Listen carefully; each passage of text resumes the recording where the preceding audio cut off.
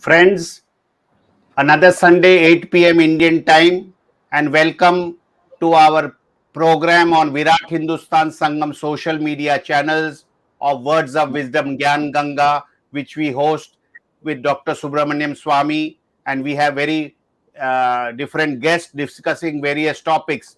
Today, we have another interesting topic, and we have a guest, Ambassador Phunchok Stobdan, who is a prominent Buddhist figure born in Ladakh.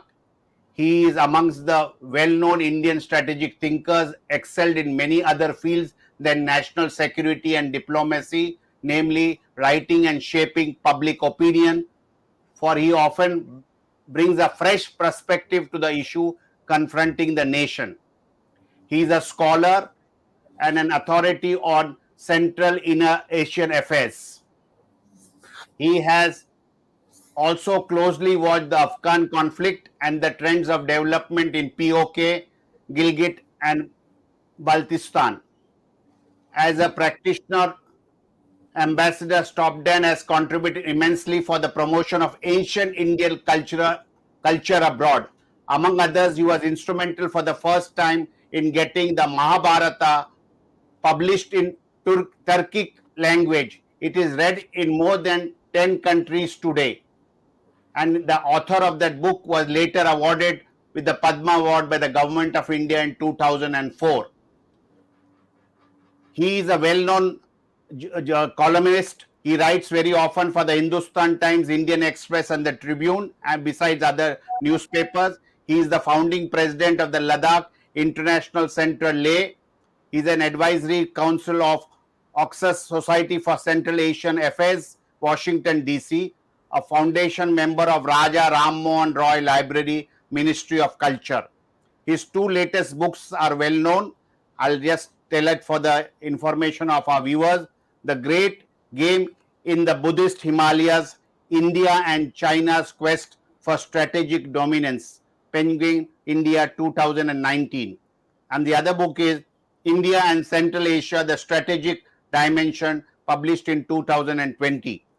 So with this word, it is over to Dr. Swamy. Our topic today is the truth and facts about the situation in Ladakh. I have to thank my co-host Ramesh Swamy and our technical team led by Ashish Shetty, Swaminathan, Tejas Navalgul, Rakesh Gadgi, Ishwar Iyer, Ajesh Nair and Vishal Mehta. I have pleasure to inform you that our last episode, which was the 144th episode on the question of Gandhiji's assassination, unanswered question, we had a record viewership of 1,12,531 viewers from across the globe. So with this, it is over to our patron president, Dr. Subramanian Swamy, for his introductory remarks, and then our guest, Ambassador Phunchok Stobdan, will enlighten us with his views on Ladakh and all the related issues across that area and the region. Thank you. Over to Dr. Swamy. Thank you, Jagdish. Today we are here to hear and listen to our ambassador in the very areas that we are interested in today, and that is in our borders and beyond, a little beyond our borders. And he's also a Ladakhi, and so it's an area where very few people have gone as tourists, although it's a beautiful place and this infrastructure is developing. So in this context, I would like to pose some questions, but he's free to speak on what he wants, and he's free to not speak on what he doesn't want. We just want to hear him because he has acquired a reputation for being, because of his books and because of his columns, as a man who has gone into the depths of problems and speaks quite frankly. So I would like to say, first of all, that India and China, and I was very much involved in it because I had a cabinet rank position in Narasimha Rao's government at that time. India and China came to an agreement that till we settle our borders, let us have a line of actual control and respect it. So both of us signed it. And what we now hear since last April of 2020 is that we have suddenly discovered that the Chinese have entered some places. Government has not confirmed anything because they have taken a view that this is not in the national security interests. Even my parliament questions they declined to answer on the same grounds, that is the national security interests. So we don't have an authoritative view. And of course, Ambassador Stobdan, you see, he may have some delicacies. He's not in service now, he's retired, but still he is able to get information because of his earlier standing in the government in the Ministry of External Affairs. So, subject to his own discretion, I would like to ask the first question. We need to understand what really has happened that has spoiled or converted our relationship into what in most people think is a hostile relationship. What is it that the Chinese have done, which for in Ladakh, which we find as against our previous agreements and understandings, and why is the Chinese become aggressive the way they were never before for a long time? Over to you, sir, and then after you have spoken or whatever you want to say, including on this question, and then at the end of maybe 20 minutes, 25 minutes or 30 minutes, then I will again ask one or two questions, and then my panel also will ask you questions, and then we'll conclude it between 9 and 9:15. So over to you, sir. We are all itching to and very anxiously waiting to hear from you because it's the first time a part of India which we never hear directly, we are hearing somebody who's a respected writer and also who has been an ambassador. So please tell us what is exactly the position in Ladakh today. Well, thank you very much, Dr. Subramanian Swamy, Dr. Shetty, and my friends there. Thank you very much. I think Dr. Swamy is the greatest Hindutva in our country, greatest, I suppose. And I am a person from Himwata, the place where Lord Shiva was born. He's partly a Ladakhi. He was born that side. And I also have the credential to be a Hindutva believer. And I think it's time for the greatest Hindutva leader in our country to be in the Rashtrapati Bhavan very soon. And I think you should vacate your Rajya Sabha seat for me. Then together we can do something very nice for the country or for the cause of Hindutva. Well, you asked a very interesting question, and there are no easy answers for all this. What really happened? But if you see the trends of event till the 2017 Wuhan summit between Prime Minister Modi and President Xi, everything was fine, and I thought it was going to be a give and take kind of a stage, that we come to a solution even on the most disputed problems or difficult questions between China and India. But by the time they met in Mahabalipuram in 2019, things really changed. Mahabalipuram was somewhere in September, October 2019. And I think that was after the abrogation of 370, which the Chinese side raised in a very, very angry mode. They went to UN Security Council also and raised the issue of why Ladakh has been made union territory. It affects our territorial, all these issues they have raised in a very big way along with Pakistan. And then after that, I think they just was looking for an excuse to come inside our territory. And they had some planned. What I think is that 370 removal has called off the Chinese bluff. They had some hidden agenda about Ladakh. All this while we've been talking about line of actual control, there is some line of perception, LAC, things like that. That's been part of our narrative. But we didn't realize that they had a geopolitical motives in Ladakh. That's the only motive that I have seen. And by May, June, they came inside, deep inside our territory, not I would say our territory, but on those areas where we had problems. And almost what happened on the 20th of November 1962, they came to that position and they left behind, but still they have been fudging all these stories about 1959 line, 1957 line, 1960 line, 62 line. All these things, they have been misleading the public opinion, both in India and outside. So they have played some mischief from May onwards, May 2020. And it started with Pangong Lake. And the other provocation that I can only see is that, they were used to our being very lax on the border.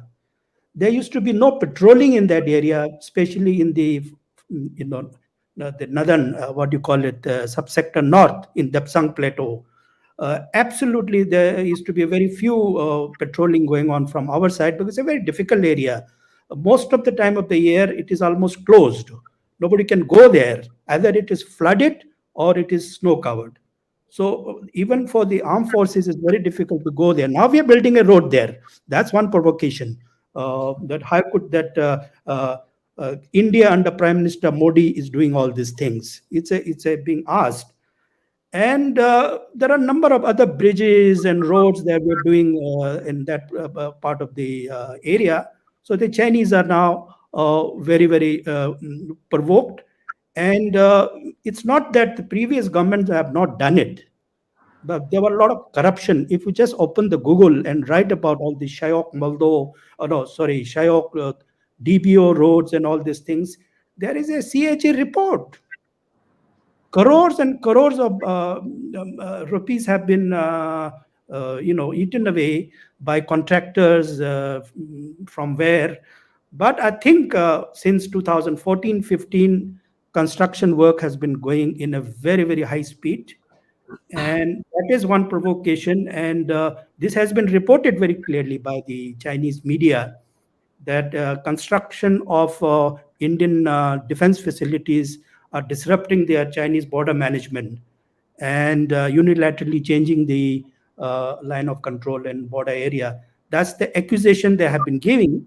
But I would say that there could be a bigger political motives behind what they have done, and this will continue. But I would say that yes, when Prime Minister, you showed a clipping of the Prime Minister Modi's statement, he is absolutely right, because we have lost nothing. We haven't lost Galwan. Galwan was lost to China during Nehru's time. Aksai Chin was lost to China during Pandit Nehru's time. We were at PP 14 then. After 62, we are still holding PP 14 at Galwan. The Galwan Valley itself is with China. We are at the mouth of Galwan. The mouth of Galwan has a PP 14, the patrolling point 14, where we are still holding on.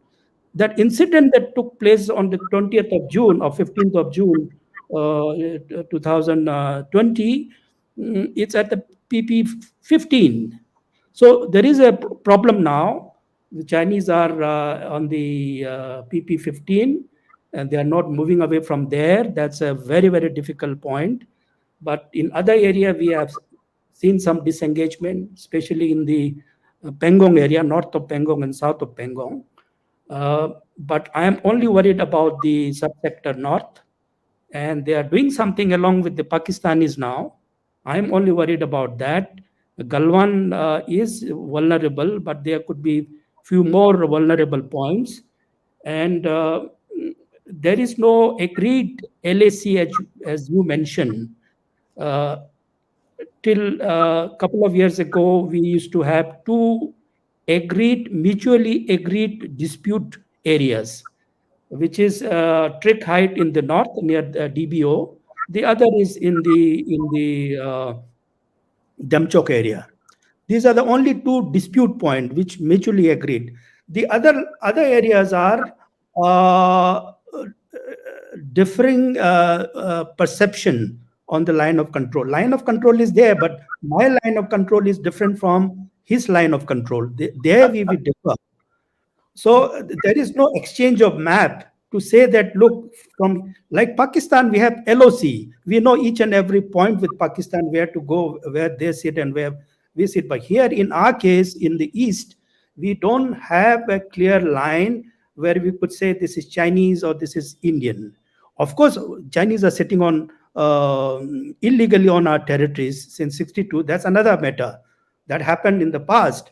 But even after 62, the LAC that we have come to a conclusion after 62, still differing. I mean, there is no common line. That's why all this conflict keep on taking place during the patrolling time, especially in the springtime. It will start now. I see in March, April, again, patrolling season will start. Now, of course, because of the problem, throughout the year, troops are patrolling. So this area denial, we call it, the area denial set by the Chinese for our troops to go in these areas. See, there is a DMZ, demilitarized zone, which they defined. Of course, we never believed in that. In 1962, they went back 20 kilometers. Actually, they didn't go 20 kilometers behind. If they had gone back to 7 September 1962 position, we would have then said, Pandit Nehru also agreed, yes, if that is, you are genuine about that withdrawal for 20 kilometers to 7th of October 1962, then some solution can be found. But they're not sincere about that. What they are saying is that whatever they have captured in 1962, now they are saying it is 7 October 1962. So they're fudging, they're falsifying all these facts. So what they are trying to do today is to come back to 1962 position and say, look, this is my area. So there is no India cannot withdraw from the area which is already ours. This is the real position. But at the same time, I do feel that a negotiation should take place. Without a negotiation, nothing can be. We can wait for 1,000 years and nothing will happen. Once you start negotiating, you might gain, you might lose. That's a risk. That's why I think there is a political position is required. Prime Minister Modi is in a position to do so. His government is very strong. If any other Khichdi government comes, he won't be able to do. Even I see this opposition is making a lot of noise now, making things very difficult for Prime Minister Modi on the China issue. In fact, he has not given up anything, not even an inch. Technically, he's absolutely correct about what he has said. Na koi aaya hai, na wahan baitha hai. He's fine. Nothing has happened to that extent. But the way they came in this time, in these gray areas, what we call a DMZ, demilitarized area, where patrolling area, they have built certain infrastructure. In case of a war, it will be very easy for them to now come in. That's the worrisome. They have gone back. There have been two series of disengagement. One in February, the other one is in August. And say in Pangong area, they have gone back to finger point 8. They had come up to 4. So they have gone back to 8, and we have come back to finger point 3, where Dancing Thapa's position is there, memorial is there. So there has been some disengagement there. In certain other area like Gogra Post, what we have a point called PP17A, that has been done in August. Difficult area is that PP15, and I don't see an easy solution for that. But more than that, it is the Depsang area. The stake is very high in that area, something like 1,100 square kilometer. If you are not able to regain for patrolling, it's a patrolling area, of course, it's not a defined area. If your Chinese continue to sit there in that gray zone area, then something like 1,150 square kilometer will be gone. It's not just the area, but they will then get connected to Siachen Glacier, and then with the POK, that's a very, very dangerous situation, and we should never allow that thing to happen. And I'm worried. There is a PP13 now where they are constructing a road, and if they do such a thing, they will come to another point like Galwan.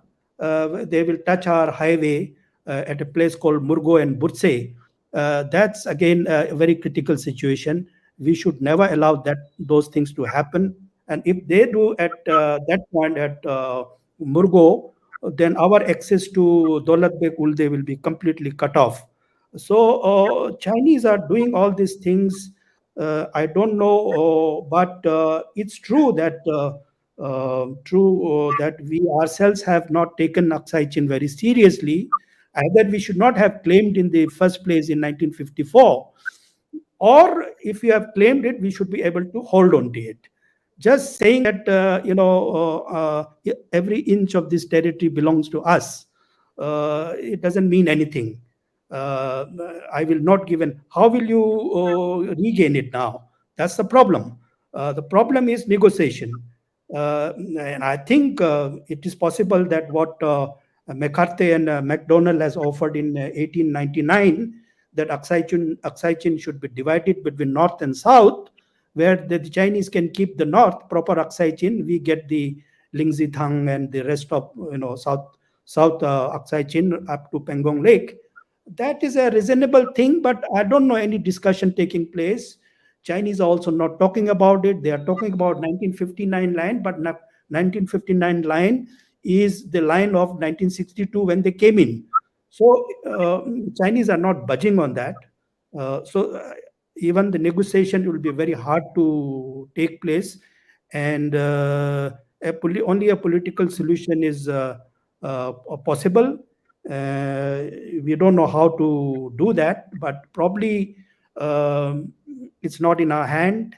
We are part of the now great power game, and the United States is a factor.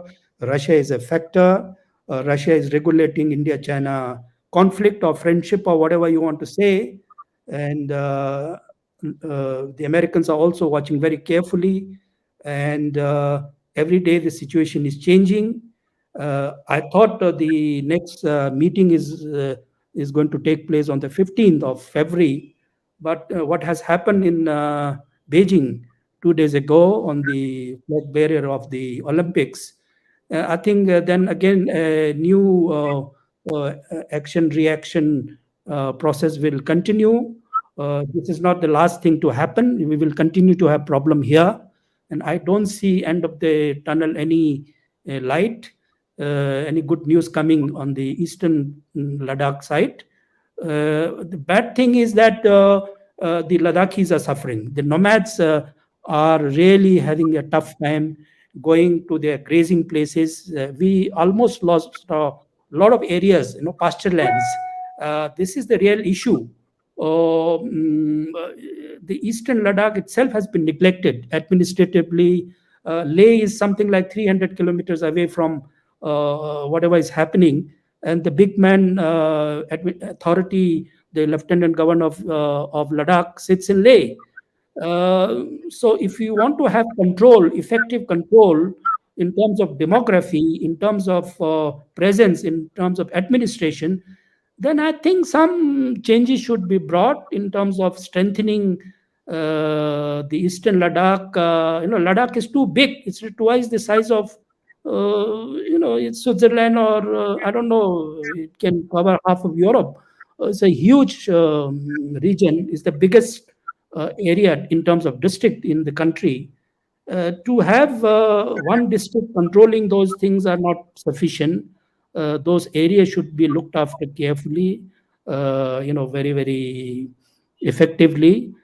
People should be empowered. The grazing area should be brought back from the Chinese. 10,000 to 80,000 yaks and sheep, almost more than 1 lakh, 2 lakh sheep go for winter pasturing. And all these areas now today being denied, keep on taking place.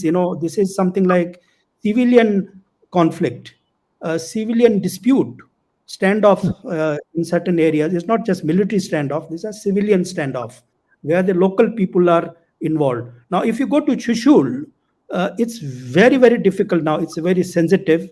The Chushul village is just about half a kilometer away from the Chinese post. If I have a house in Chushul, I may not be able to even reconstruct that. I will be in the fear of the Chinese attacking the area, so I won't be able to build a house also. So that's a very, very critical area, the Chushul area, the south of Pangong. And now the Chinese are building huge things. There's a bridge now coming up. That bridge is so critical for the Chinese, and for us, our defense will be very problematic. There's a place called Rodok on the Chinese side, about 80-90 kilometers. Now they can come to Pangong Lake within, say, a couple of hours. It used to take whole day. 5-star roads are being built. Now the bridge from northern bank to southern bank at Kurnak, that will reduce the entire distance of certain military position in China to Galwan, to Pangong, to Depsang, and they can go right up to DBO. So that road is being built, and unless India does something, India has certain options. I'm not going to spell out. These are very, very serious things. It's a military operation. All is not lost, of course, but the way things are happening, I believe now that Imran Khan is in Pakistan. He is going to sell Skardu Airport to the PLA, and PLA will be permanently sitting in Skardu Airport. There are 4-5 runways there, and you have now 6 to 7 airports around Ladakh, the Chinese military airports. We are surrounded by Chinese military airport. There are 36 or 38 helipads we are building, and I don't know how we're going to respond.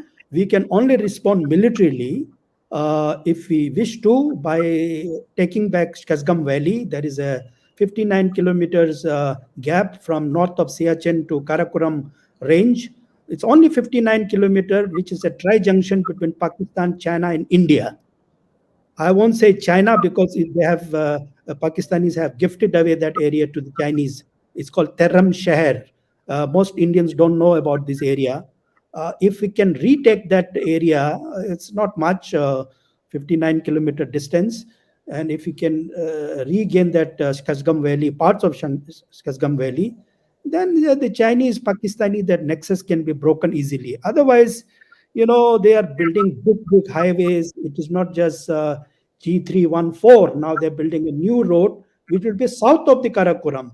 Whatever they have today between India and China and Pakistan is north of the Karakoram, and then going into POK. What these people are now trying to do is to build a road south of the Karakoram, and through 𝐶𝐻𝐻 glacier, they go into POK. That's a very dangerous proposition. Then Leh will not exist. The Nubra Valley will not exist. They will be in the Indus Valley, and the situation is over. One should not see such a kind of a bad scenario but we should be always prepared. And what I see is that there is no expertise, there is no understanding about Ladakh. Looking at Ladakh only through military point of view is not enough. Ladakh is a geography, Ladakh is a history, Ladakh is about land, Ladakh is about people. I have not seen anything in our discourse since the Galwan incident took place about the Ladakh itself. And every day the Chinese have a column on Ladakh these days, how Ladakh belongs to Tibet and how Tibet belongs to China. They want to revisit their history from Tang dynasty and from the Yuan dynasty to the Ming dynasty to the Qing dynasty. And they say there is a continuity of control through the lamas and priest and the pattern, the king and the lamas, and they come with a lot of justification, and they're changing the discourse. What I'm trying to say is that the new narratives is being built, and unfortunately, we don't have a Ladakh story. We have a core there, military people sitting there, but what is our position on Ladakh? We seem to be having a position on Tibet, but not on Ladakh. That's strange. And all this while, even J&K, we were focused on Kashmir, not on Ladakh. If you had focused on Ladakh, we would have solved Pakistan problem, we would have solved China problem also. But we have ignored. That's a problem. We don't have a Himalayan policy also. After all, Ladakh is Western Himalaya, which the British propagated. Today, we don't talk about Western Himalaya.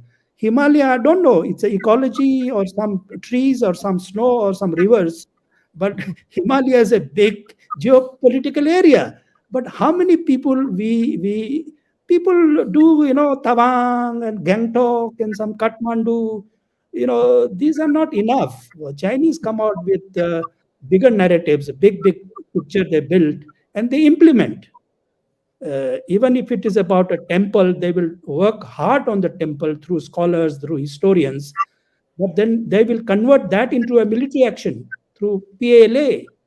Ultimately, if a historian writes something about a temple, a research on the temple goes to political system. The political system hands it over to the PALA, how to regain the temple. So it doesn't remain just an academic exercise in the case of China. Now, in our case, everything is academic. We only talk, that mountain, that story, Pangong Lake, Three Idiot, Amir Khan, all those things. You'll be very surprised when I go to some ministries. Oh, Mr. Stobdan, where are you come from? So I come from Ladakh. Oh, Three Idiot. Three Idiot. No, that's strange. They identify me with Three Idiots, which is some Kareena Kapoor and some actresses went there in the Pangong Lake. They shot a film there. No, this is very strange, and we are not serious about it. So just militarily handling is not sufficient. We need to think in a bigger way, in a substantive way. So we don't have the expertise, and we will not have the expertise also. Because if I am asked to handle the China border problem, I will handle China problem very differently. I asked the Bhutanese, how do you handle the China problem? You have such a big boundary with China. He says, look, we have a different way of dealing with the Chinese. India has a different way. But unfortunately, there is no Ladakhi inputs in the boundary management. It's all handled by armed forces or ITBP or MEA. These are only hush-hush things, secret things. We don't get to know what is happening, what is not happening. So I would suggest that Eastern Ladakh should be given a focus, not that we should ignore Northern Ladakh and Western Ladakh, or even Southern Ladakh called Zanskar and Nubra and the Kargil. These are very, very important areas. But Eastern Ladakh is going to be a permanent conflict area. I wish it doesn't become like a permanent conflict like what we've seen in the valley. If the Chinese intend to convert Ladakh into a permanent conflict zone, then it is not in my interest, because I have a lot of tourists coming from all over the countries. I want them to come there and not to make this area a disturbed area. We can prevent it. We should not allow this area to become like a unstable area, which will kill our industry, the tourism industry and other whatever industry that we have. So beyond that, if you have any other question, I will Yes, be sir. very happy to answer. Sure. Thank you, sir. It's a very scintillating and very logically placed thing. We really enjoyed a lot of new information. I'll start with the questioning, giving questions thing. Then my colleagues will take over after you've answered some of my questions. You can answer any question you wish. You need not answer any question you don't wish to answer. Now, first of all, this Pangong Lake, they are building a bridge. And now I'm told that I've heard this here and there that Chushul has the best airport of Ladakh. And the Chinese have got their eyes on it. Do you think that's correct? Number two, as a part B of that, why did we give up Kailash having occupied it? Do you think that we gained anything out of it by giving it up? And when they are not giving up anything, what are we doing in giving it up? And finally, you see, Depsong is vital because if you look at little left on the map, it goes very close to that area where which is all ice and ice and ice. That you mentioned, Siachen. Siachen, and which we have spent a lot of lives to protect and keep with us. But it will become very easy for them to take over Siachen. So I would like to know whether the Depsong thing, Depsong presence of China or China around the nearby, would you say that in terms of protecting us from our overall national security consisting of dealing with Pakistan also, whether we should be doing something more in Depsong area? And finally, one of your colleagues, the former foreign secretary, Mr. Gokhale, wrote a book in which he said that Russia is a junior partner of China. And a lot of others have also said it. The Hungarians have written, research institutes have said it. And generally speaking, I also find by looking at the statements of Russia, they seem to be very keen to see that not to be on the other side of China. So how can Russia possibly mediate between us and China when they are a junior partner of China? This is one question which you may not want to answer, but I couldn't resist after your comments.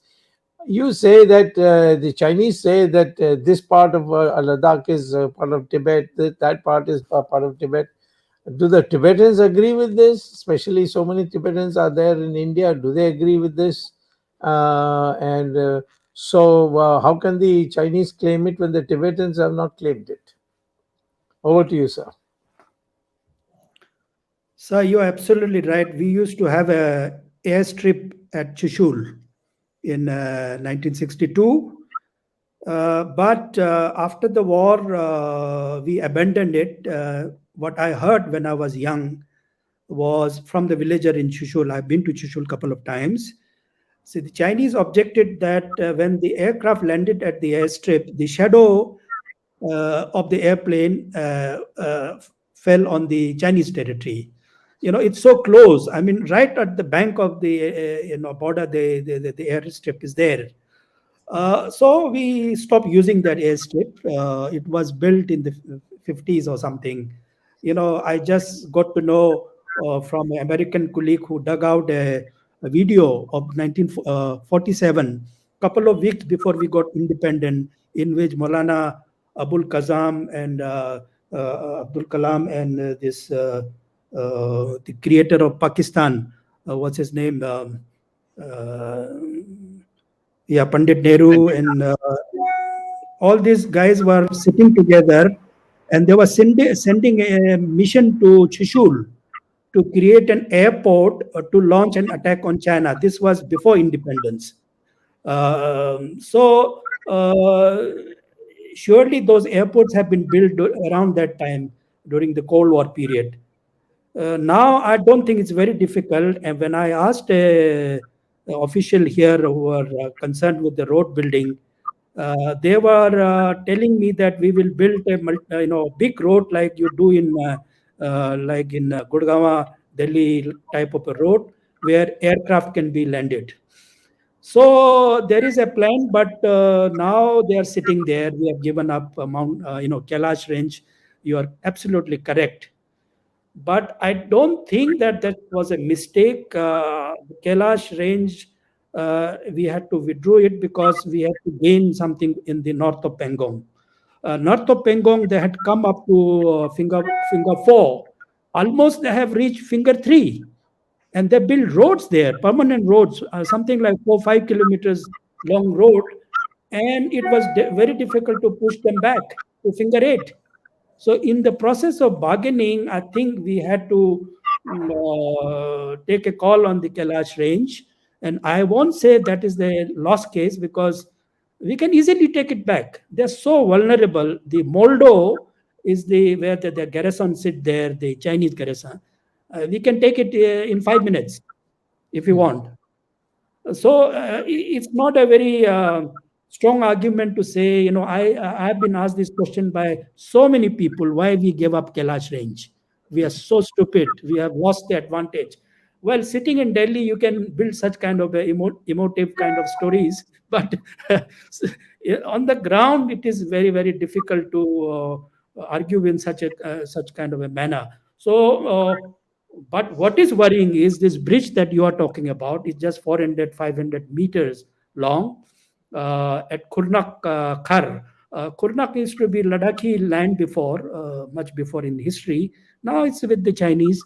And they are building from there, from the north to south bank, a 400 meter, which will reduce the total distance now to something like 200 long kilometer will be shortened to just half a kilometer.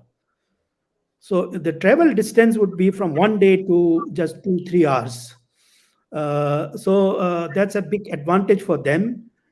If they have such kind of strong motives now, then I think they have a plan, long-term plan to capture many other areas. Obviously, it becomes so vulnerable militarily.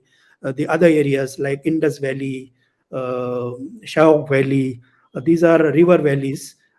If the whole purpose of the Chinese has to push the Indian troops south of the Indus and the south of the 𝐶𝐲 River. That's a very dangerous proposition. We should never allow that thing to happen. And we must think out of the box.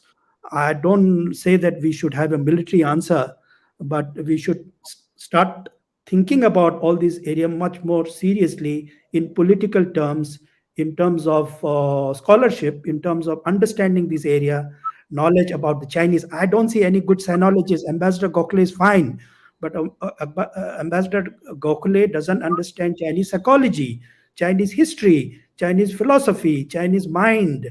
If I spend 2-3 years in China, I don't become China expert. You have to baptize there yourself to be Chinese, eat Chinese food, have good. Understanding China is not a political science subject. It's not an easy subject. Understanding China, you requires at least you should know Sanskrit or Pali language. Half of their mind is conditioned by Sanskrit. Maybe yes, I would say 10 to 20% of their mind is controlled by Confucius, stories. But the majority, 7 to 80% of their brain and thought process, psychology is conditioned by our Pali, Brahmi, all the literature that went from here. We taught them ethics, we taught them philosophy. They were barbarics like Mongols. So we must understand we ourselves don't speak Sanskrit. That's a tragedy. And I think next president of India should be a Sanskrit knowing president who should be sitting in the Rashtrapati Bhavan. And every institution should be headed, especially those who deal with China, should compulsorily know Sanskrit and Pali. I don't know why we shy away from, the Sanskrit is a language of God. The Chinese say, if you ask the Chinese, why do you learn Sanskrit? They says, no, it's a language of God. If I go to heaven, I will talk to the gods and the goddesses. So there are such deep thinking is required. Unfortunately, I don't see. I'm not a China expert. My expertise in Central Asia. I do talk about some border situation because I belong to that place and I'm affected directly. My welfare is affected. My life is affected by what the Chinese are doing. So I do take some interest. But I speak 3 Chinese languages. I speak Mongol. I was in Mongolia. I speak Tibetan and I speak the Uyghur language. And I can say that I don't know Mandarin, but I know enough about what Chinese are doing in other places, not just in Ladakh. One point I would add to what you just said about Sanskrit.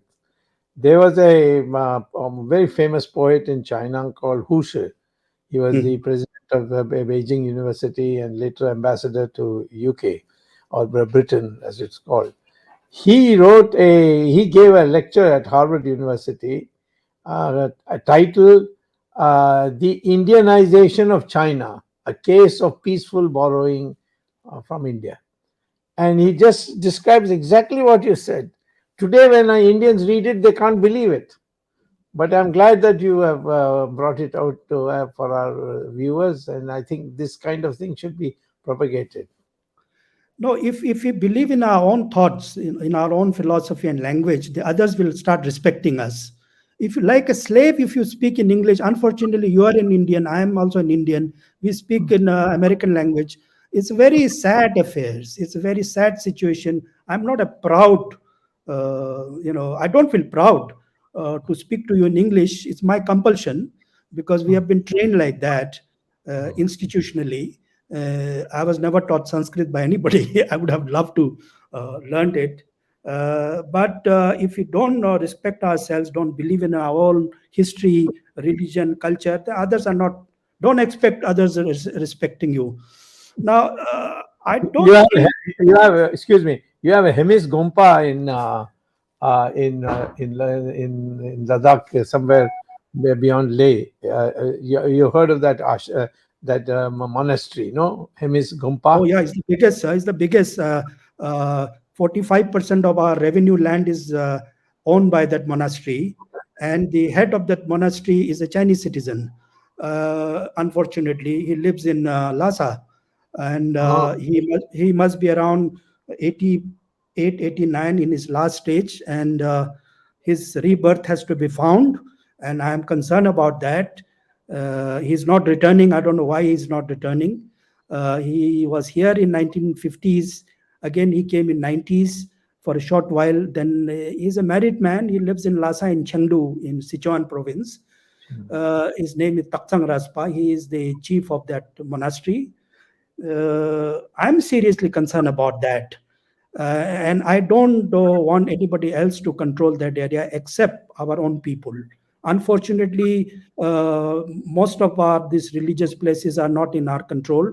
That's a very, again, a serious problem. And I wish not to talk about those religious issues, which are, again, linked with politics. But unfortunately, people do not understand religion has a different meaning and politics has a different meaning. If you mix up, then your result is something else, a very cocktail kind of a result. It's not a very pleasant thing. So this 𝐒𝐵𝐺 thing is a very serious issue. I think government of India should be concerned. So far, nobody has consulted me except the Americans. Of course, the Americans do talk to me where they're going wrong. But the Indian government never asked me where the Indian government is going wrong. They said, we know everything. We know everything. We need to ask you. And that's a tragedy. Yes. Well, I can say that because I'm not in the government anymore. But if I was in the government, I will also not ask anybody else. I will pretend as if I know everything. So the sinologists are lacking some. Yes. Ramesh, you want to ask any questions? Can I say something on the Russia thing? Yes, please. Yes, Go ahead. you have to. I don't think Russia is a junior partner of China. I asked this question to the Russians in Moscow 2 years ago, and I keep on having this webinar with them. Said you can call us aunt of China, not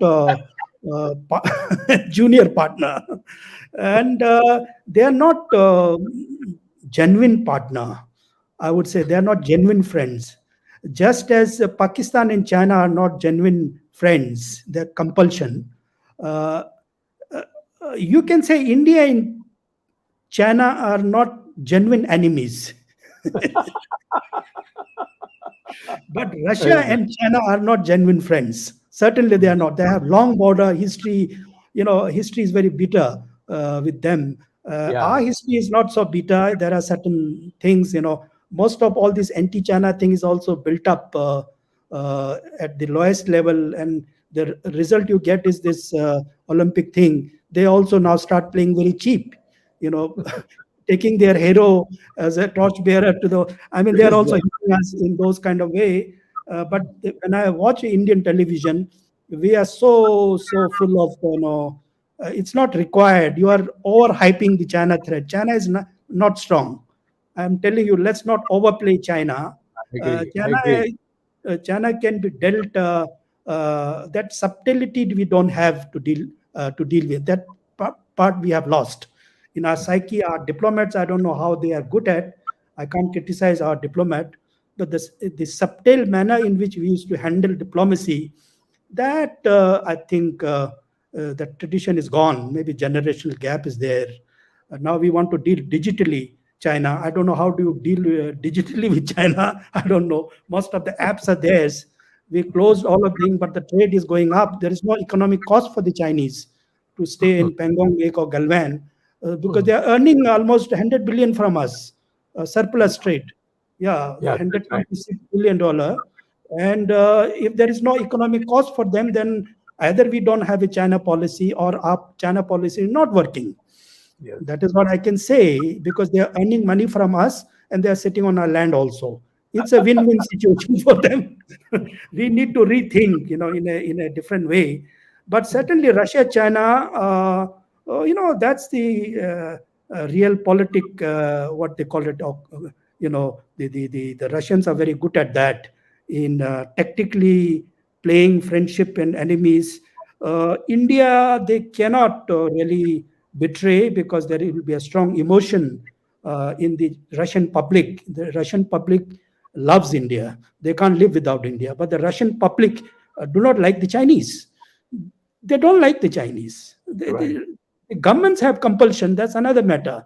But at the popular level, China is not famous in Russia or anywhere.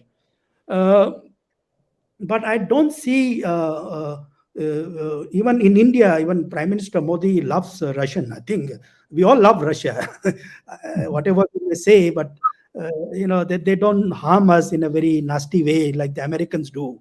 Every now and then they raise issues. And I'm telling you, don't forget that we could save Kashmir because of Russia in the 50s and the 60s at the UN Security Council. They're the ones who always stood for us. And when we were asking for all these big things, nobody gave us except the Russians. Okay, today, 21st century, India looks rich, so everybody is offering a lot of things. But this will. But I believe in the long run, after Putin, things will change. Putin is so smart that Putin will not make India and China a close friend. Putin is also smart enough that China and United States don't get along. It's a very, very clever leader. I think what is happening in Ukraine, and he is playing very nicely. And so far, please don't forget that everybody thought it is a tension between between China and United States. And suddenly now this has become a Russia versus United States. He has stolen the show. The global show he has stolen. It's no longer much about China and United States. China has gone into the back burner now. But I believe on Wednesday there's going to be a Quad summit where the Americans are again now saying, no, we have not forgotten China. We will contain you and we will contain Russia also. Now, if you are part of that containment, dual containment strategy, then I think it's not a good thing for us to get trapped into the big power game. We should play our own game. We should maintain our autonomy. So I don't think that Russia is the junior partner. That's not a correct way to interpret. One can say like that, but they're very upset when you say these things. Right. Okay, Ramesh. Yes, sir. Thank you, Mr. Stobdan. You mentioned something that the government is not ready to listen to you. First, they have to acknowledge that there is a problem before we start listening. So the first step is probably they have not acknowledged that there is definitely a problem. And you've explained it beautifully in multiple places, and you pretty much focused in Ladakh area. What was surprising to me in this talk, Dr. Swamy, was that he said about the religious places, how China is taking advantage of it. And we are completely losing taking our eyeball out of that and thinking more, that China is going to be big, large, and this and that. And you've mentioned it so many times, Dr. Swamy, that China, it's very easy to deal with China in terms of militarily. They, and I think Mr. Stobdan is also echoing that, saying that, we should not be, quote unquote, afraid of China per se. But Mr. Stobdan, do you have any idea on Arunachal Pradesh, or is that something that you focus only exclusively on Ladakh area? Well, I think Arunachal Pradesh, internally they have surrendered. They don't think that they will get it back from India, and we can't give it back also. The tricky question is the Tibetan issue is much more linked with Arunachal than in Ladakh. But now you can always say that Ladakh has equally come into that category. Ladakh, every minute, every second, the word Ladakh is circulating on the Google trillion times, which makes Ladakh very, very like Hong Kong. Like I heard about Hong Kong, the Xinjiang, Taiwan, all this problem, but Ladakh was not a strong dispute kind of thing. But if you tell 100 times lies, then it becomes truth. True. Yes. So that is what's happening. If you prolong the conflict, then you end up in a different kind of a problem. Why do you allow Ladakh to become a geopolitical issue? And once Ladakh is gone, then it's, there is Pakistan, there is Russia in the north, then a whole lot of complication with Islam and other things. It's not a very good thing to let that happen. The Kashmiris are always there to, raise those issues. Arunachal Pradesh, they are consolidating, they are hinting again and again. This boy recently who was we lost on the other side, he said he's an Indian. That means that they didn't say he's a Chinese, at least. So they acknowledged that that boy was an Indian. So invariably, indirectly, they hint that it is Indian, but we are not ready to compromise on Aksai chain and other things. So it's a complicated thing. That package deal which Deng Xiaoping offered, we rejected. I think we should review it. And I strongly believe, I'm a proponent of those that dialogue is better than deterrence. You can say it's a Buddhist approach, but I also study military. China has gone too ahead. That doesn't mean that I demoralize Indian army, but practically, I think everybody knows that Chinese have gone ahead with the military modernization. They are prepared. They have come with a new law on the border issues, including on the Arunachal Pradesh. We are yet to think about this Himalayan belt. We mixed up. I think we are playing into the Chinese hand. We got trapped into the Chinese discourse of confusing Himalaya with Tibet. No, Himalaya is a mountain range. Tibet is a plateau. You can have a cultural overlapping kind of a thing, but even here, the Britishers who tried to draw boundaries, whether it is McMahon line or the Johnson line or whatever line they drew not on cultural basis. They drive on the basis of watershed principle, the geographic principle. How Himalaya is different from Plateau on the other side is that this is unified by monsoon. Himalaya get monsoon. In Tibet, there is no monsoon. And then they anglicize the Bhutanese, the Nepalese, the Ladakhis, the Sikkimese. Everybody south of the Himalayas, they thought it's their frontier. And that's why I think the British strategists were very clear about frontier thinking in their mind. Today, I don't know what is our frontier. There is no frontier policy. There are some states in the Himalayas, Uttarakhand, Himachal Pradesh, and we deal politically with them, with different chief minister. Elections are held. But to handle Himalaya that way will be very tricky because Himalaya is now claimed by the other side also. And, this making the Himalaya a little bit hazy is not a good thing. We should have a very clear idea. My understanding of what American think is that they need to liberate Tibet, and why not? They should liberate Tibet from China, but the matter doesn't stop there. The Americans say that part of Tibet is in India also. So then the problems will come. Once the Americans start sitting in Lhasa, they will think about Sikkim, they will think about other places, they will think about me. Of course, if I become a citizen on the other side, maybe I become a big man, I don't know. But here I have to compete with 1.3 billion people. That side we will have to compete with 6 million people or something like that. So what I'm trying to say that I believe in a system where as a Ladakhi, I feel more confident in India because it's in a garden where there are a lot of flowers. A Tamilian doesn't threaten me because a Tamilian can never become Ladakhi.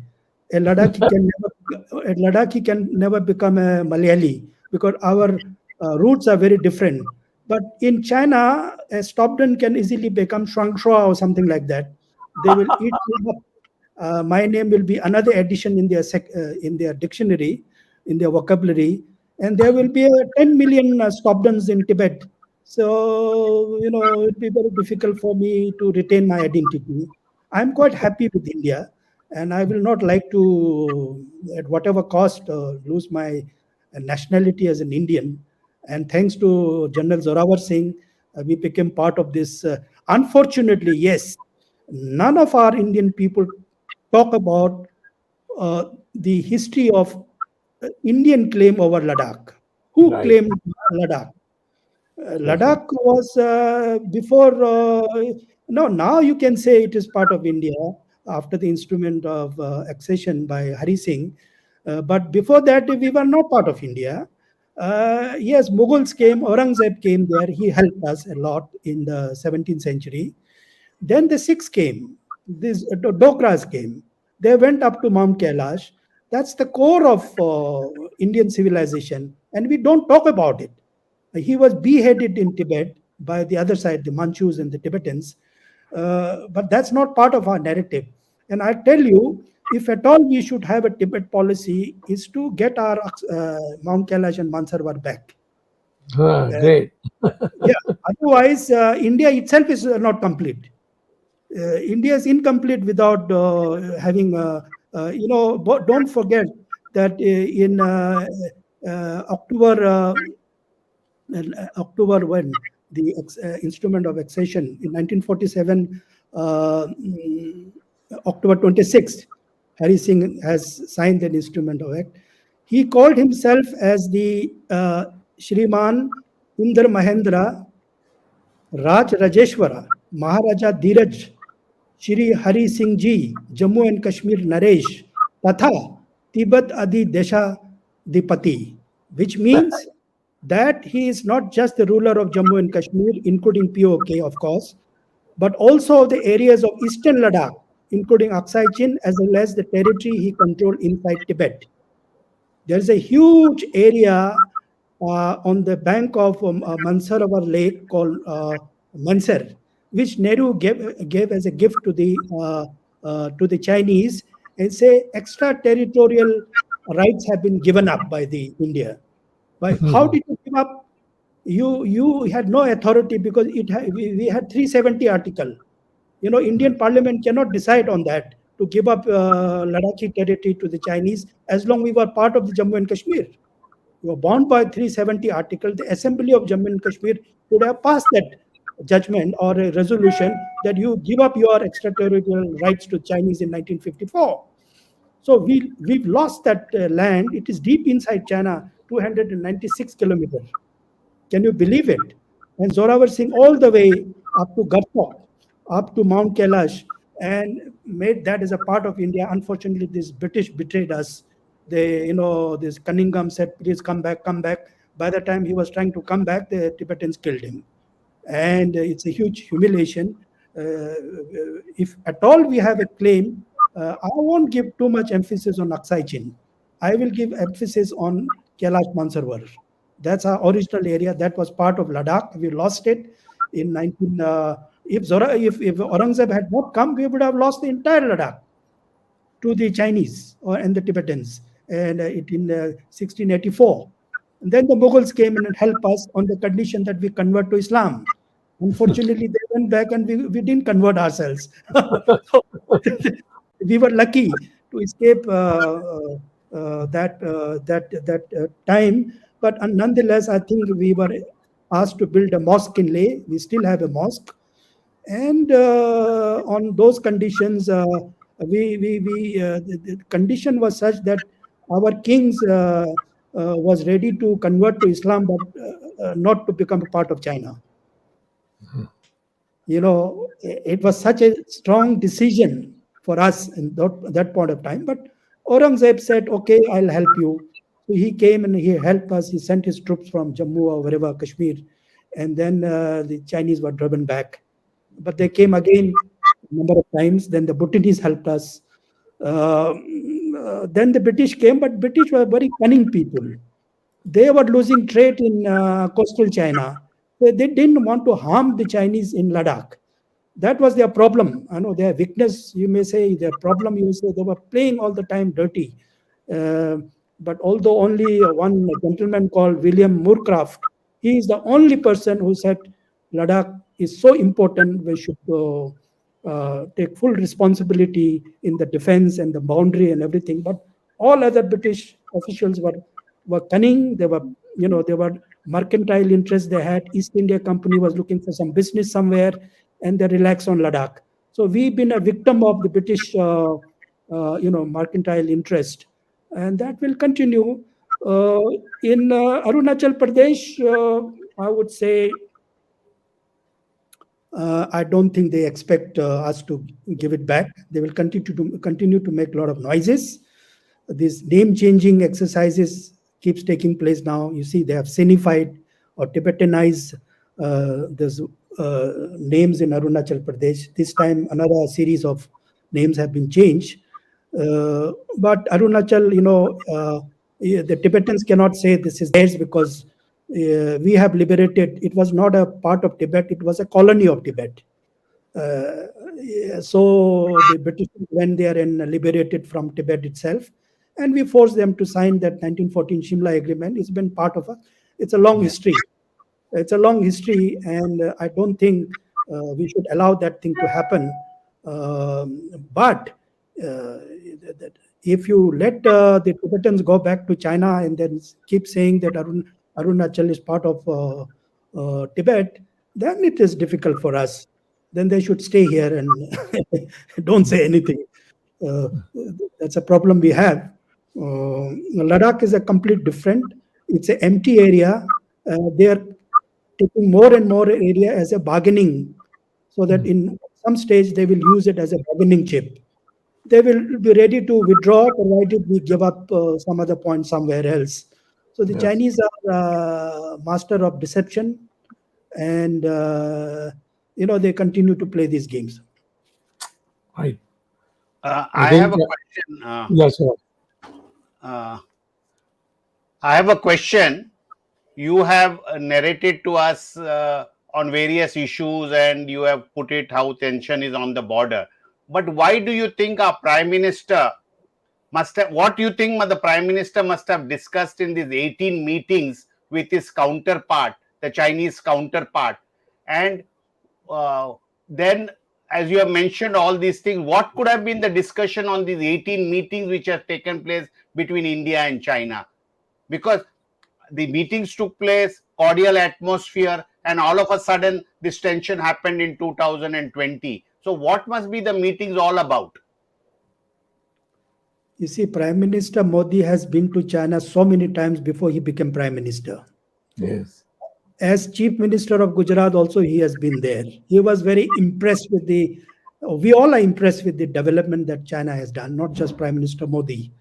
So, Gujarat model and all that development model, all these things, of course, he must have taken a lot of inspirations from the Chinese approaches. And initial meetings were not just bilateral, but these were multilateral platforms where he must have met most of the at BRICS summit or SCO summit or G20 or something, some other climate change meeting, things like that. But the focus those days was more on the investment, bilateral relationship, and then he also played the soft power game. He went to Sihan. He played the Buddhist diplomacy also. There are 500 to 600 million Buddhists. They don't hate us. They love us. Of course, they call India a Western heaven. Western heaven, 𝐒𝐻𝐻𝐵𝐻, they call it. Prime Minister knows all these problems. I don't think it's Prime Minister Modi's problem or Xi Jinping's problem.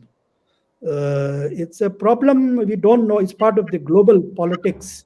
How during Trump period, the entire global politics have changed, and now under Biden, it's become worse, I think.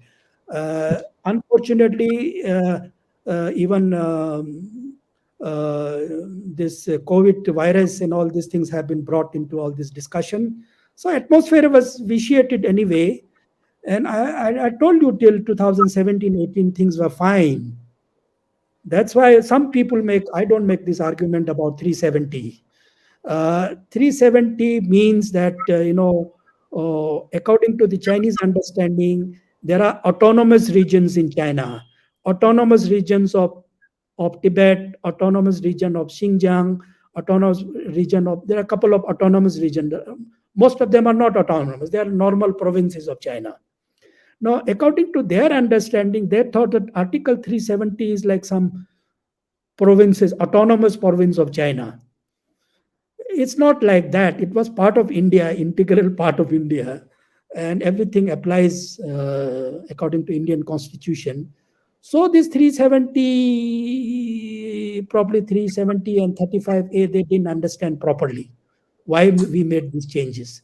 So they thought it's a big thing they have done, like incorporation of Tibet into China in 1950s. It wasn't like that. It wasn't like, so the response was very funny, partly because of ignorance, partly they handled,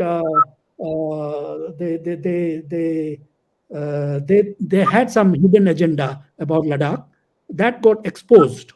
It came out immediately after the 370 thing. Why would they go to UN Security Council about this? Taking this issue. And they become so belligerent, so noisy about Ladakh, and then they followed by military action. So it hit them very hard. I don't know whether Prime Minister Modi and Home Minister Amit Shah knew all these things, that Chinese will get angry. Probably we didn't have any idea. Jaishankar as a Foreign Secretary went there after 5th August to explain that this will not impact our boundary dispute or boundary line. But the Chinese insisted, no, you have done something very wrong. And to the extent they said it affects our territorial integrity. How it affects unless they have substantive proof. I can only guess that in 1959, when they gained control over Potala, the headquarters of Tibet government, probably they found out a lot of documents there. And those documents would have been the maps of monasteries, the maps, network of sectarian linkages with various, whether Bhutan or Arunachal, Sikkim. Those are religious documents. And those religious documents, the Chinese, again, the stupidity would be to translate that into a political story, which they are very good at. Because from the Manchu days and the Ming days, it's all Chinese nationalism is, again, it's a religious-based nationalism. That's why revolution came, communist revolution, because it was worse during Qing dynasty. And I'm telling you, the Communist Party of China is claiming very minimum area from Ladakh. When I went to Taiwan a couple of 10 years ago, I said, "Oh, Mr. Stobdan, you are from Ladakh." "Yes, I'm from Ladakh." "Oh, next time you don't need to come with any visa. You come just like that. You are company citizen." What I'm trying to tell you is that before the Communist Party came, it was the Tibetans, the Manchus, the Mongols who are ruling China. This minority Chinese. The Manchus are minority in Manchuria. Mongols are from Mongolia. Tibetans are from Tibet.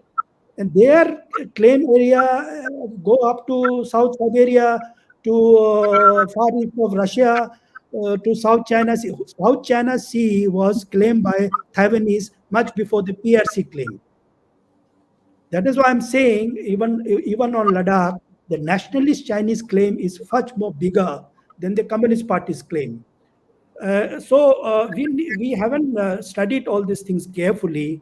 If Communist Party goes away tomorrow, and if there are strong nationalist Chinese come to power, they will say, up to Zojila Pass is mine, or Shimla is mine, because their history is quite different from Communist Party of China's history.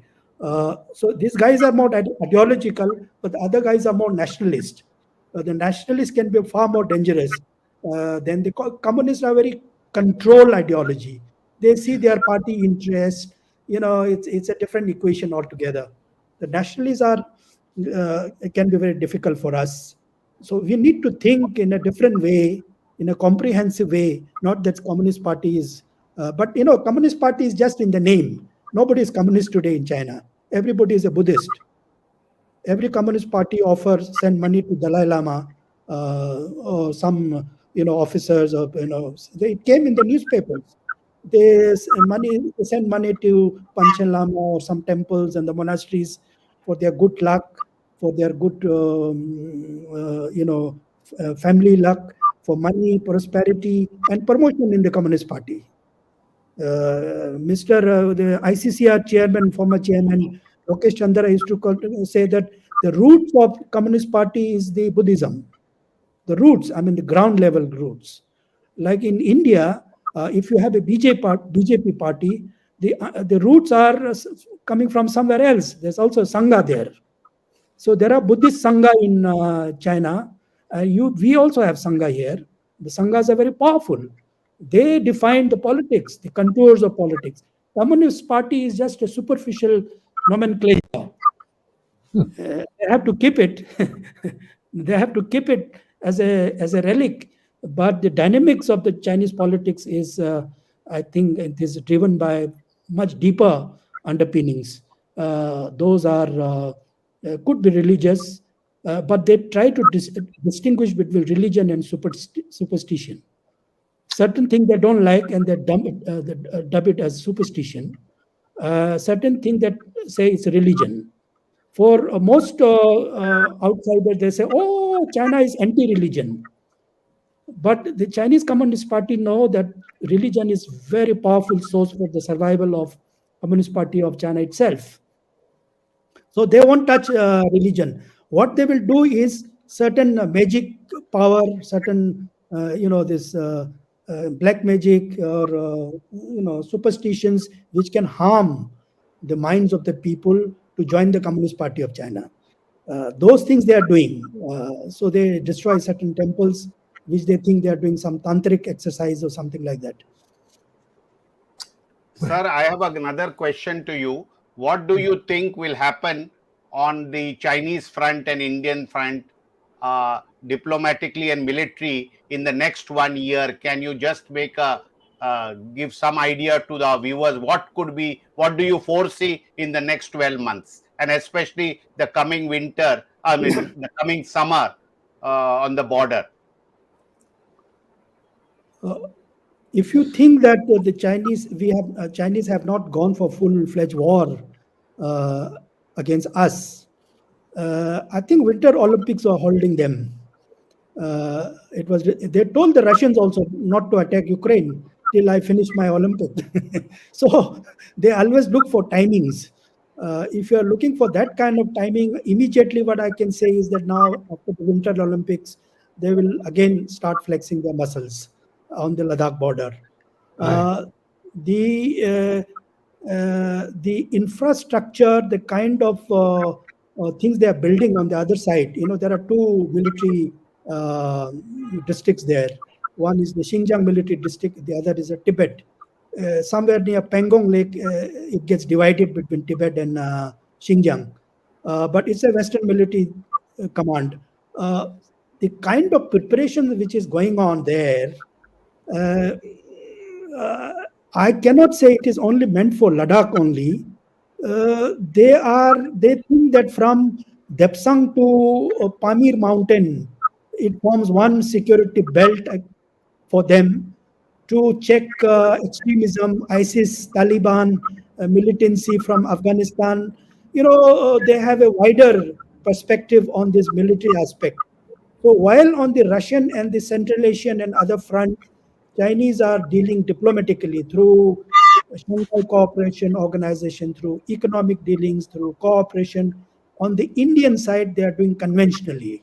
Military convention methodology is used for managing the China-India border.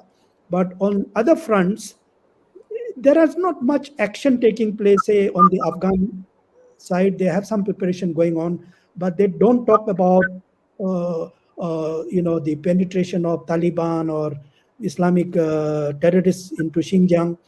It's not part of their discourse. On the Xinjiang, there are 3-4 countries there. They deal with those countries quite differently.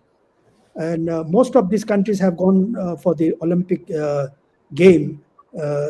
Our Prime Minister has just had a summit with them, but they have went to China also. So you can see they love us, but they can't live without China. That's a problem for most of the countries. They're in debt now. Immediate terms, it's very difficult to predict Chinese behavior. It's a very opaque way of dealing with us, especially with India. The last border meeting, which took place, the 14th round of talk, I think last month or early this month,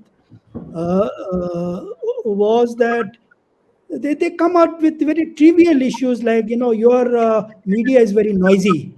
Tell them to keep quiet. They're telling our military commanders, and why your VIPs are keep coming here, in the border areas. So they're always looking for excuses. They keep on changing their goalposts. So you can't predict the Chinese.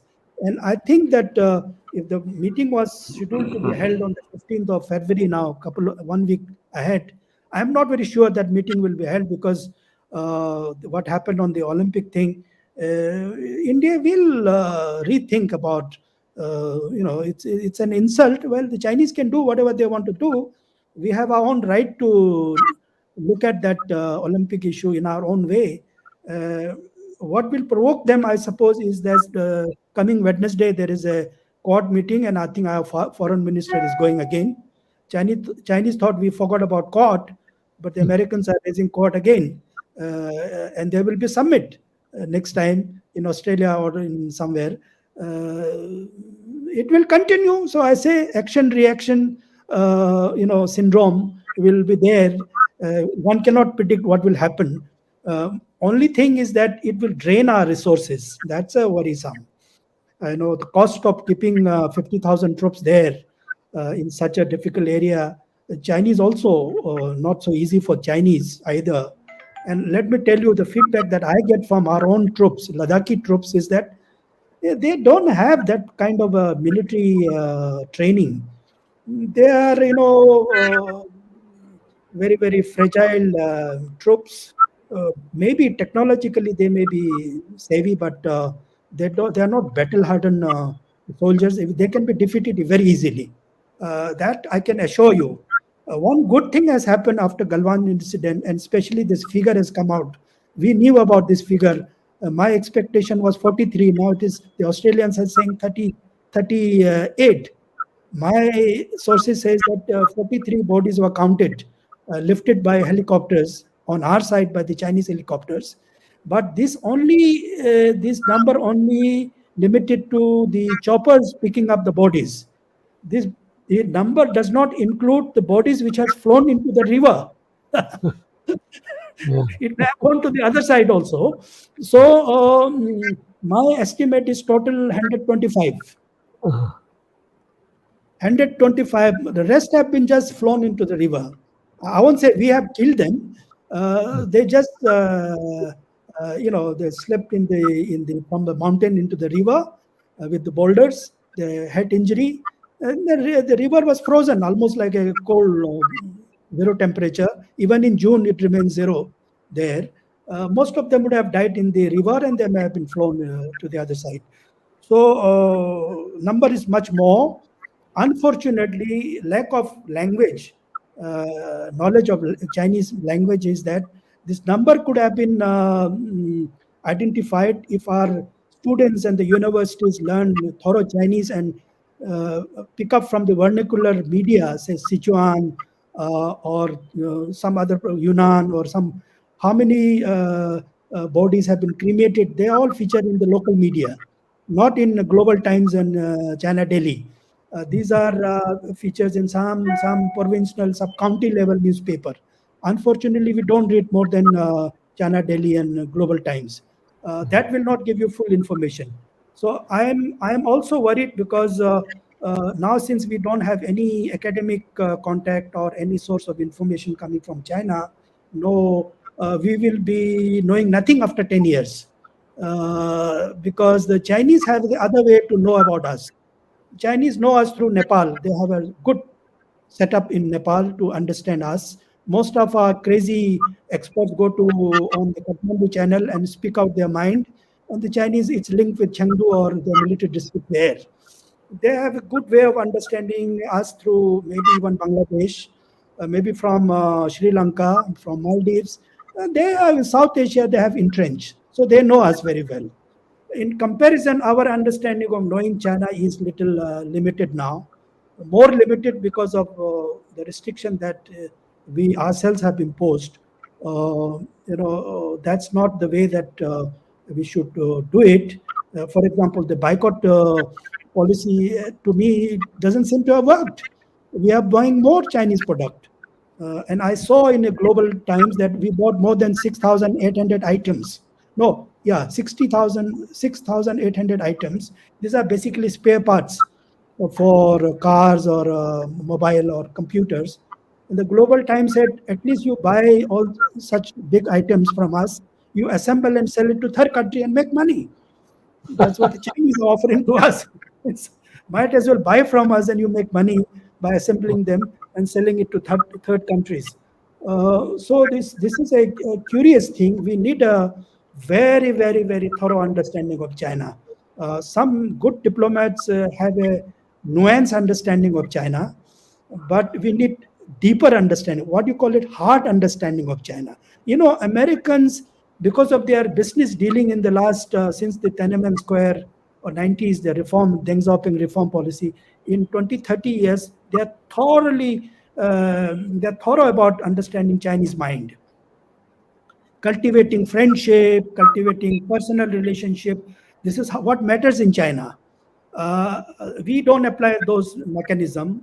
And as a result, the Chinese score points on the negotiation also. And they get feedback from the Americans have a different feedback. Most of the companies, corporate, would be supplying information to the American system. So if the Adanis and the Ambanis are well entrenched into the Chinese business market, we should be using them. What they do in China and how they wish to deal with China. So the nation is also, the nation benefits from their experience.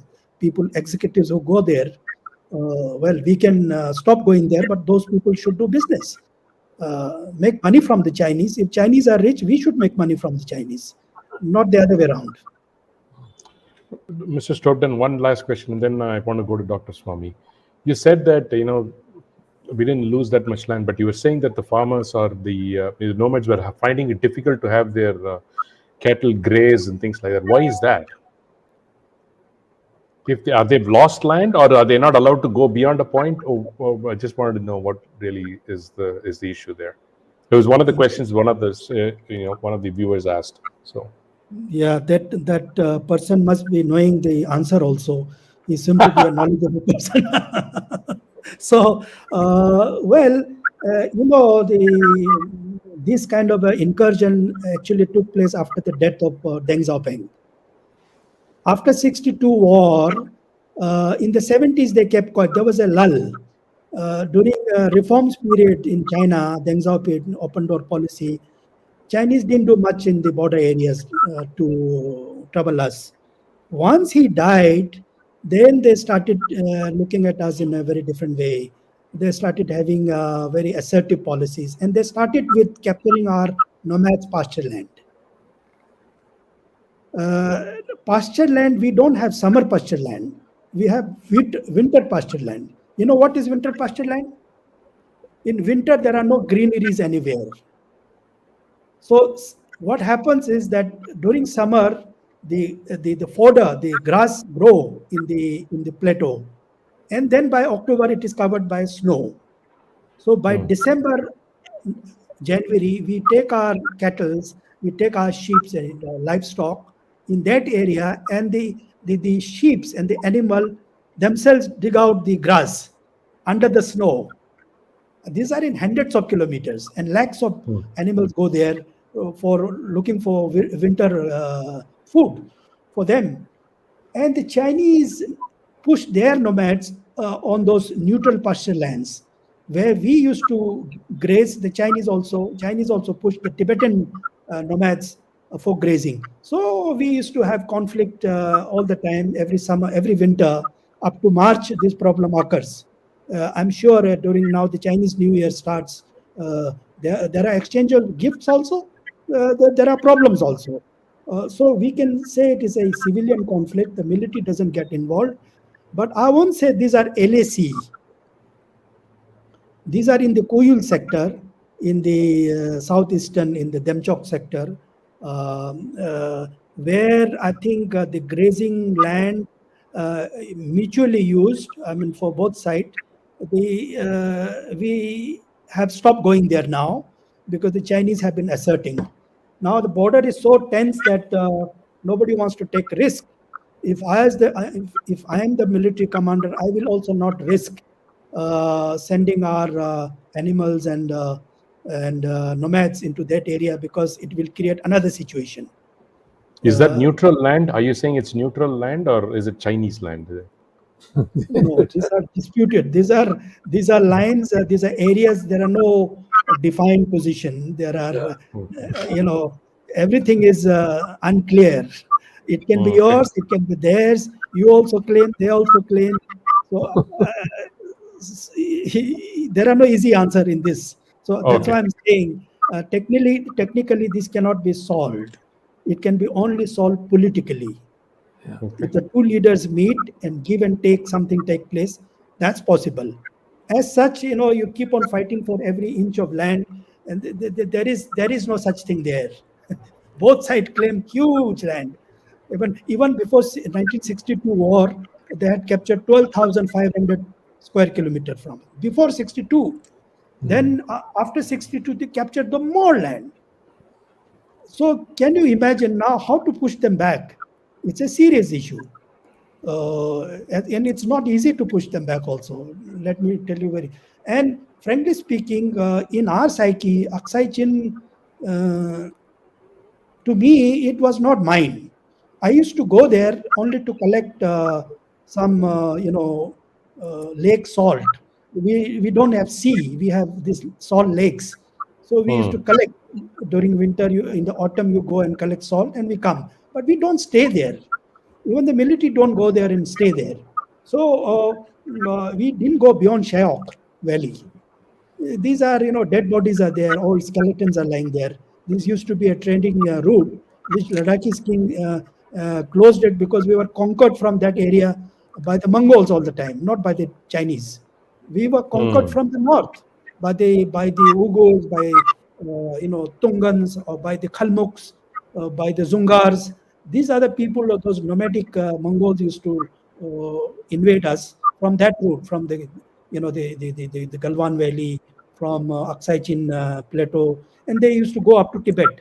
So we were, if in fact now there are a lot of Chinese books coming that how the Chinese bribed the Ladakhis to keep a watch on the Zungar Mongols so that they don't invade the Chinese in the 17th century. And these are written by Europeans also, like Italians and the French. They keep coming out with these sources from the Manchu history says that Ladakhis were bribed by the Chinese to be a spy, where the Sikhs are coming, the Kashmiris are coming, the Uyghurs are coming, the Mongols are coming, because we are at the center pot, we are at the strategic place where everybody meets in Ladakh. All the big civilization meets in Ladakh. All the religion meets in Ladakh. All the geography meets there. So Chinese understand the value of Ladakh. Unfortunately, British India partly understood, partly didn't understand.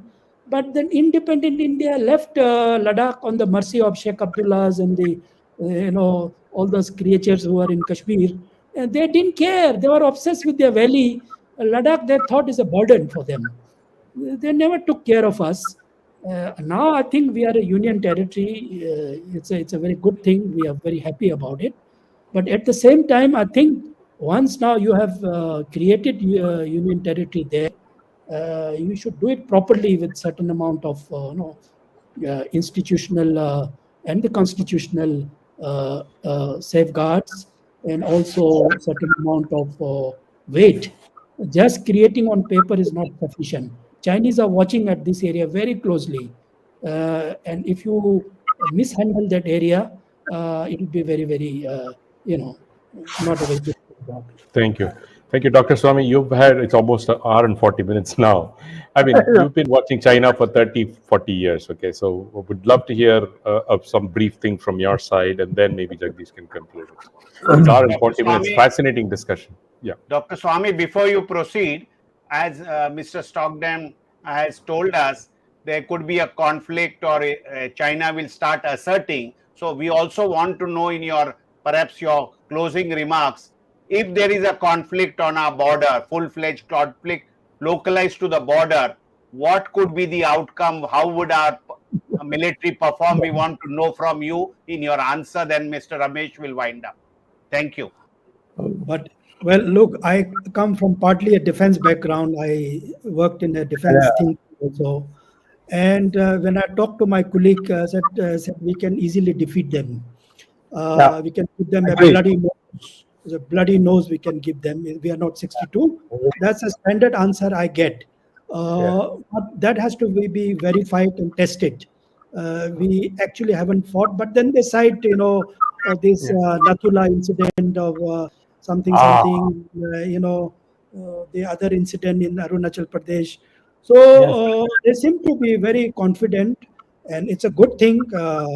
Indian military is very tough, but it's not going to be hand to hand again.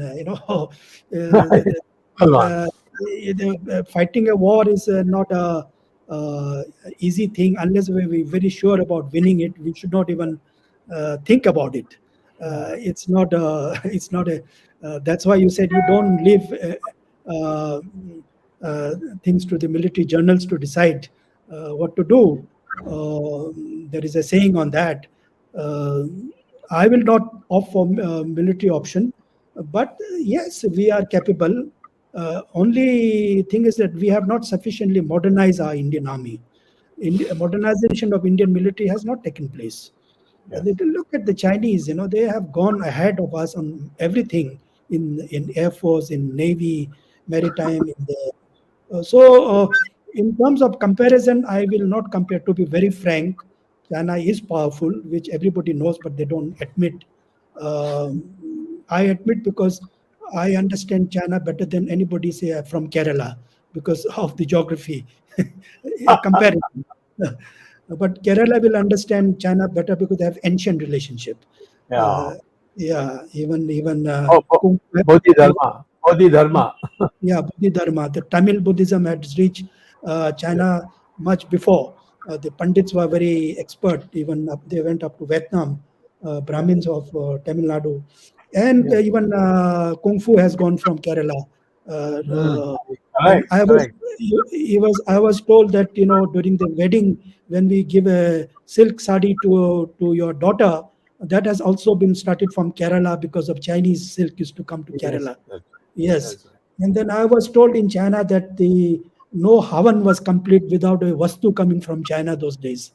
Normally, India didn't have camphor those days. And that bloom we sweep the floor these days, that is now we grow here, but earlier it used to come from China. So in a Havana, when you require so many Vastus, those elements, many elements you required from all direction, including from China, used to be called. And during the Gupta period, no Havana was complete without something coming from China.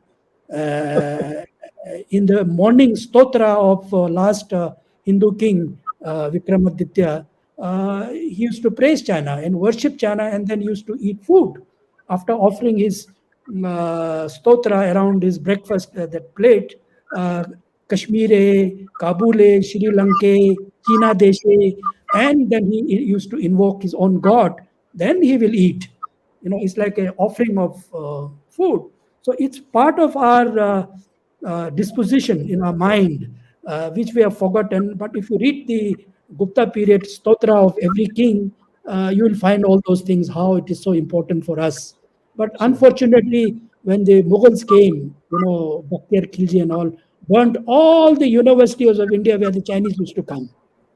Once those universities were burnt out, then nobody had any interest in coming to China, to India.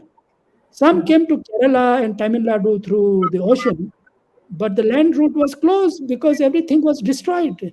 Takshila went away, the Nalanda went away, all this Saravasti went away, where the big universities, Sanskrit, Pali used to be. And the Chinese were vice chancellor of Nalanda University also. Right. And when the king used to be ordained in the Forbidden City, the chief priest of Nalanda used to be taken for a couple of months traveling to China to ordain the king. Those are the tradition, Bodhidharma, like for example, is to them. But to bring all those things story in the modern times is very difficult. Very, very difficult. And it's a new generation, they don't want to learn also. I find it very difficult to bring some meaning in our relationship. Obviously, we will not remain enemy all the time. We should interact. It's a big neighbor. We can't be friend, but we can be, we should stay as a neighbor, big countries. And we had his history, 2,000 years. The Chinese ambassador in United States, when Clinton was there as well, he said that, India ruled over China for 2,000 years without sending a single army. They were asked, if you go to China in the interior part, they still cut your feet. He said, you come from my God land, so I worship you. Tianxi. Yeah, so what can we do? But obviously, Communist Party is also responsible for destroying all those elements, and we cannot blame ourselves. They are also fully responsible. And then there are intermediaries, who they don't want us to be friend. Even in Buddhism, there are other Buddhists who do not want us to be a good friend, because that Buddhism and our Buddhism is different from the third Buddhism. That's another problem. And I tell you, even if it is Communist Party of China, Chinese Communist Party is working on the future of the Chinese are building on the basis of Buddhism. If you read Gokhale's article, you'll find that every policy is Buddhist driven, meaning saying that if you want to if you have control over Buddhism, then you have control over Asia. And if you have control over Asia, then you're going to have control over the globe, world. Basically, not just Buddhism is not about religion or some philosophy. Buddhism is about market. It's about industry. It's about corporates. It's about, it's politics actually. So therefore, the Chinese have already spent $6 billion in search of the future Buddha, what you call it, Maitreya Buddha. He says that Siddhartha Gautam Buddha is a past Buddha, historical Buddha. It's an Indian Buddha. So they are looking for the future Buddha. So they want to find him in China. So they are doing research, including the Western philosophers are involved in this. I know about it. Every year the conference takes place. And one day you will find that the Maitreya Buddha is being born in China. And we are still talking about who is going to be the next Dalai Lama. They are thinking about the next Buddha himself. And, Buddha is next. Buddha would be reincarnation of Adi Buddha, Buddha himself. Adi Buddha. Dalai Lama would be a reincarnation of Avalokiteshvara only, who is only Bodhisattva, not the Buddha. So there is a different dynamics happening there. Unfortunately, we don't study these things. Even I don't study. I see, morning, evening, some here and there, some websites here and there. It's a very shoddy understanding of China, but it's a fascinating subject. Well, we can go on for days with the kind of data bank and knowledge bank that our ambassador has displayed in this short time.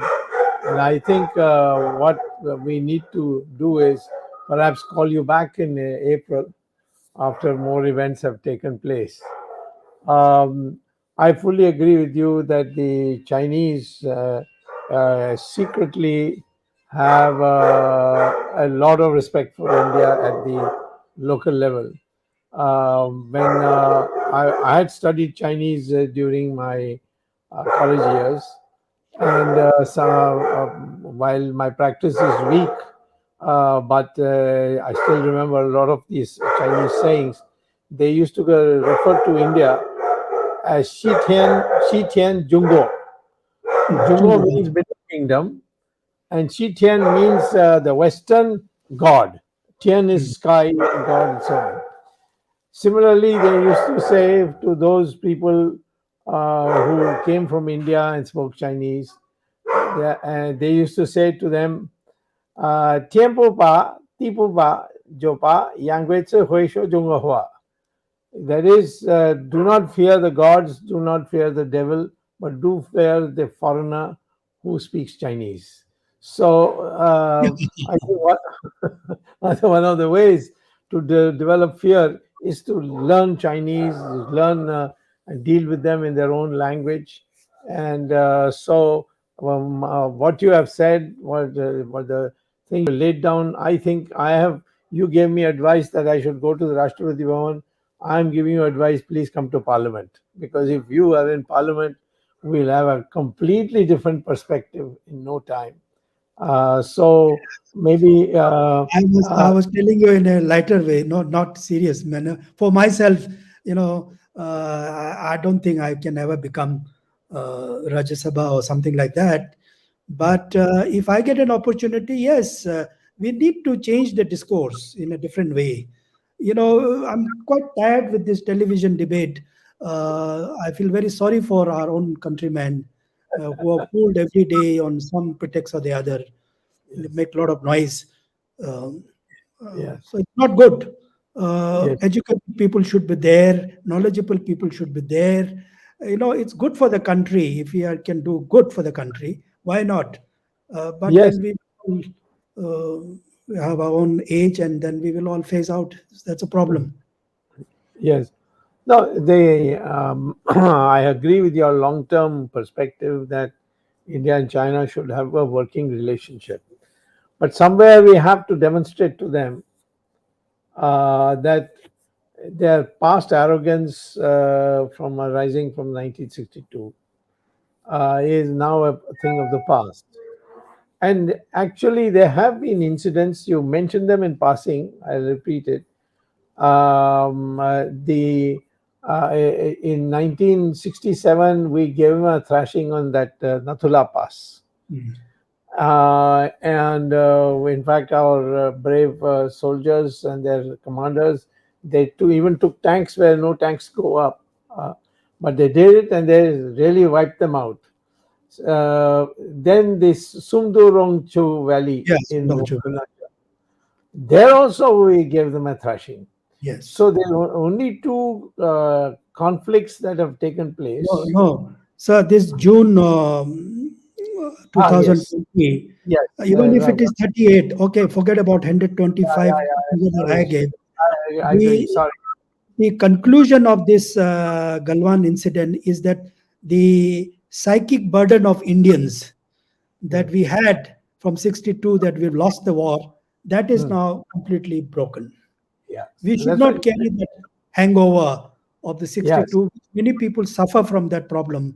Yes, many of my senior, I have not seen that war. I may have not been born also. 61, 62, I was just born. But everybody talks about that not in a good way. So I think this Galwan incident is a blessing in disguise also. In a way, we have achieved our own problem about, forgetting about that era. That's right. I agree. So, well, sir, we don't know how to thank you. This has been one of the most scintillating discussions. The reactions of the people watching is also there. I'm sure it's going to be a very big turnout that we have had. And we look forward, and please don't say no when we call you in April, no matter in what lofty position you are in. Please come again, and we want to. This kind of knowledge is not easy to get even from books. It requires a great deal of study and what in Sanskrit we call as manthan. Just working, putting it all together in a logical one. So thank you very, very much for this session that we had with you, and look forward to seeing you again. Thank you very much for calling me, sir. Thank you. It's a pleasure. Thank you. Bye. Okay, Jagdish. Okay, go ahead, Jagdishji. Go ahead, concluding. Yeah. It was a very interesting discussion today we had on the situation in Ladakh and on the border. And I thank our guest, Ambassador Stobdan and Dr. Subramanian Swamy, and my co-host Ramesh Swamy. I also have to thank our technical team led by Ashish Shetty, Swaminathan, Tejas Navalgul, Rakesh Gadgi, Ishwar Iyer, Ajesh Nair, and Vishal Mehta. I also have to remind you that we will be with another topic next Sunday at 8 p.m. on our show with another interesting discussion. So I thank our viewers, which are across 125 plus countries. And as I mentioned, last week viewership was more than 112,531 viewers. And today also, I see from whatever figures I'm seeing, because we are not on one channel, but we are on various social media channels, the response which we get from our viewers, I thank all of them. So we see you next Sunday at 8 p.m. Indian Standard Time. Dhanyavad and thank you. Jai Hind. Namaskar. Namaskar.